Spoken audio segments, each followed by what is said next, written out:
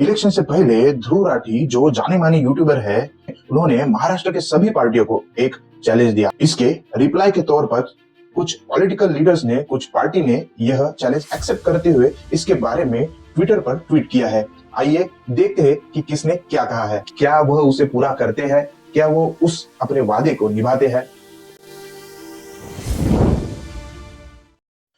महाराष्ट्र में विधानसभा के इलेक्शन हो चुके हैं और ये इलेक्शन किसी पार्टी के बीच में नहीं तो दो टीम के बीच में हुए हैं। एक है महायुति, जिसमें है एकनाथ शिंदे की शिवसेना, अजित पवार की एनसीपी और बीजेपी, और दूसरी तरफ है महाविकास आघाड़ी, जिसमें शरद पवार की एनसीपी, उद्धव ठाकरे की शिवसेना और कांग्रेस शामिल है। इलेक्शन से पहले ध्रुव राठी जो जाने माने यूट्यूबर है, आप सभी लोग जानते ही होंगे। उन्होंने महाराष्ट्र के असेंबली इलेक्शन के चलते एक वीडियो बनाया था, जिसमें उन्होंने महाराष्ट्र के सभी पार्टियों को एक चैलेंज दिया, मिशन स्वराज, जिसमें महाराष्ट्र के बारे में कुछ मुद्दे रखे गए हैं जिससे महाराष्ट्र एक विकसित राज्य बन सकता है। इसके रिप्लाई के तौर पर कुछ पॉलिटिकल लीडर्स ने, कुछ पार्टी ने यह चैलेंज एक्सेप्ट करते हुए इसके बारे में ट्विटर पर ट्वीट किया है। आइए देखते हैं कि किसने क्या कहा है। उद्धव बालासाहेब ठाकरे की शिवसेना के ऑफिशियल हैंडल ने इस चैलेंज को एक्सेप्ट करते हुए कहा है कि महाराष्ट्र के लोगों, चलो ये भी करके दिखाते हैं। इसी पार्टी के नेता और उद्धव ठाकरे के बेटे आदित्य ठाकरे ने भी इस चैलेंज को एक्सेप्ट करते हुए अपने ट्वीट में कहा है कि यही हमने महाविकास आघाड़ी के रूप में शुरू किया था। हम चुनौती स्वीकार करते हैं क्योंकि यह चुनौती स्वीकार करने लायक है, इसलिए नहीं बल्कि यह वही है जो हम करना चाहते हैं, जिसकी हमारे राज्य को जरूरत है।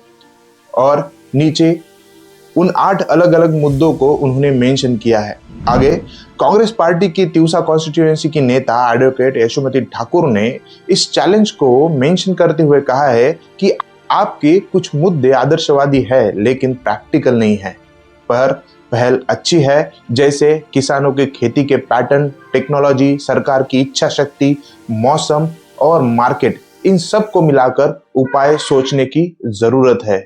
साथ ही खेत जमीन का बंटवारा, सिंचाई, बदलता मौसम, बेमौसम बारिश, मार्केट के दलाल, सरकारी हस्तक्षेप, गोडाउन को भी उन्होंने अपने ट्वीट में मेंशन किया है।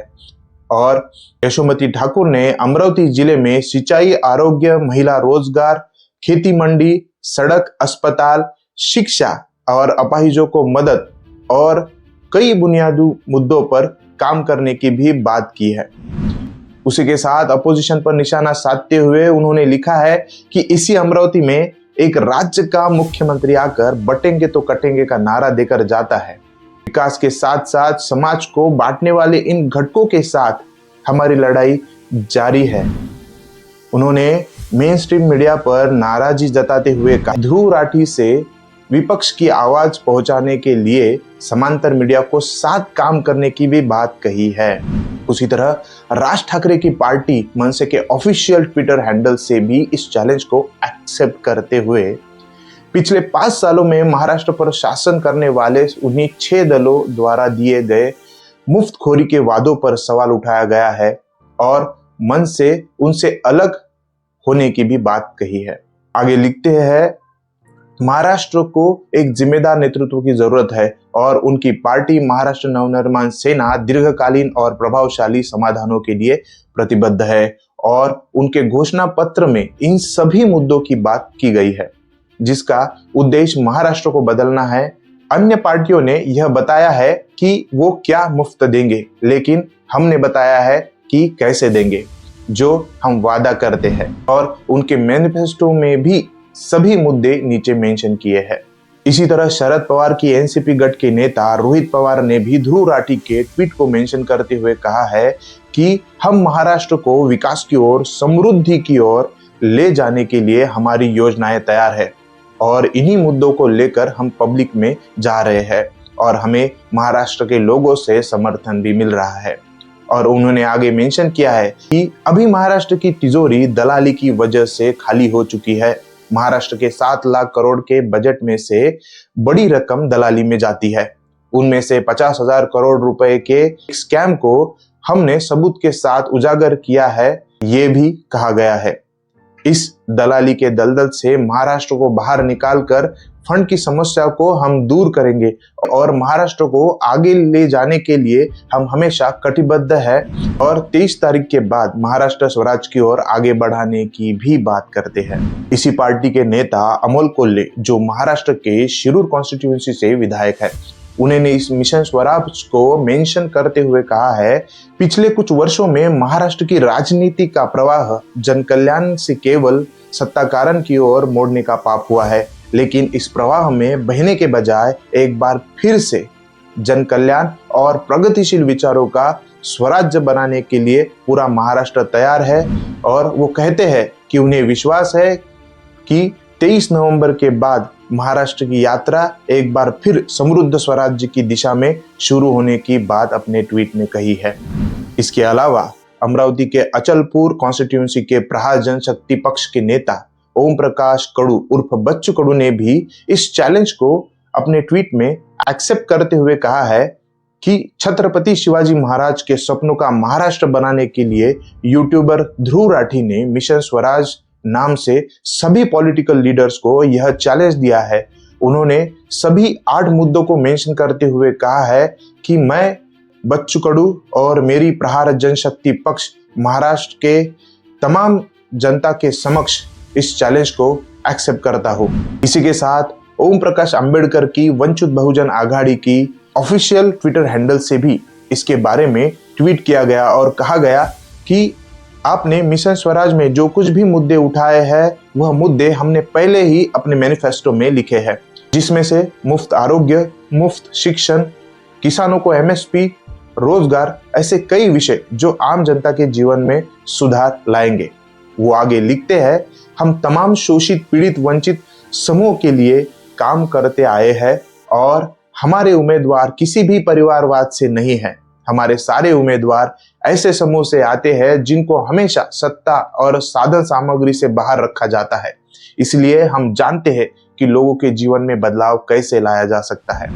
लेकिन इन सब में एक हैरानी की बात यह है कि हर रोज हमारे देश में देश, धर्म और देशभक्ति का पाठ पढ़ाने वाली भाजपा और उनके साथ महाराष्ट्र में जुड़े किसी भी पार्टी के नेता ने इस पर कोई भी बात नहीं की है और ना ही इस चैलेंज को कहीं मेंशन किया है और ना ही इसे एक्सेप्ट किया है। वैसे ही इतनी भी हैरानी की बात नहीं है, क्योंकि इन्होंने अब तक जात, धर्म, मंगलसूत्र, मंदिर, मस्जिद, लव जिहाद, रजाकार, रेवड़ी, बटेंगे तो कटेंगे, यानी हर तरह से महाराष्ट्र के लोगों के दिलों में डर बैठाने की कोशिश की है, उन्हें डराने की कोशिश की है, जिसमें किसी भी मूल मुद्दों की बात नहीं की गई है। वैसे देखा जाए तो दोनों ही टीम सिर्फ पैसे बांटने में लगी हुई है, क्योंकि सबने ही सिर्फ किसी न किसी तरीके से महिलाओं को, किसानों को, बेरोजगारों को कुछ न कुछ पैसे देने की बात की है, लेकिन किसी ने भी मूल मुद्दों की बात या फिर महिला, किसान और बेरोजगारों के मुद्दों को उनके रूट कॉज ढूंढकर उनका सॉल्यूशन की बात नहीं की है। इन सब में देखने वाली बात यह है कौन इस इलेक्शन को जीतता है और इनमें से जिन्होंने ध्रुव राठी के इस मिशन स्वराज को चैलेंज को एक्सेप्ट किया है, क्या वह उसे पूरा करते हैं, क्या वो उस अपने वादे को निभाते हैं। इस चैलेंज में हमारे राज्य को विकास की ओर ले जाने वाले सभी मुद्दों का मेंशन किया है। अब ये वक्त ही तय करेगा कि कौन सी पार्टी और कौन सा नेता चुनाव से जीत कर आता है, और जिन्होंने भी इस चैलेंज को एक्सेप्ट किया है क्या ये उस चैलेंज को या उन सभी अपने वादों को पूरा करते हैं। आपको क्या लगता है कौन सी पार्टी जीतेगी, और जिन्होंने इस चैलेंज को एक्सेप्ट करता है उनमें से कोई जीतता है तो कौन इस चैलेंज को पूरा करने की ताकत रखता है या पूरा करने वाला है। कमेंट करके मुझे जरूर बताइए कि इस चैलेंज को कौन पूरा कर सकता है और इस इलेक्शन में कौन चुनकर आ सकता है। तो अगर आप चैनल पर नए हैं तो चैनल को सब्सक्राइब करना बिल्कुल न भूलिएगा, इसके बारे में अपडेट करते रहेंगे। तो मिलते हैं अगले वीडियो में, तब तक के लिए जय हिंद, जय भारत, जय महाराष्ट्र।